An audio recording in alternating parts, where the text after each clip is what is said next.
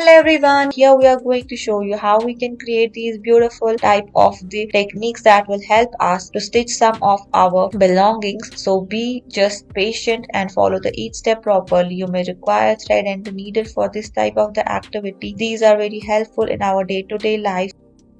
Let's try to make some another type of the stitching technique. Here we are taking the needle and we are just marking the portion in the V direction over this denim one after the another. We are building it properly as apparent on your screens. If we talk about the difficulty level, then this one is very easy. Just pull the thread together and you can just shorten the waist of your jeans or denims and you can see no marking is left behind. It will look as if it's a machine work, although you have just created this pattern with the help of your hands. Now the inner portion is also to be stitched. Let's move further and try to show you how we can just trim down the length of this neck sweater. First you just have to make the measurement, then a small tiny cut is to be created with the help of the scissors. Now needle is used to just open down the thread, actually the yarn. After that you can just open it, see how we have done it. Now you just have to fix it properly as shown here with the help of the needle. We are taking some of the hooks together of this sweater and we are building them together with the yarn of the same color. This is so cool and it's one of the useful hack that you can use when you are just fed up of your long polo neck or the simple long necks. You can just trim them down and make the U shape out of it. See how this turns to be at the end.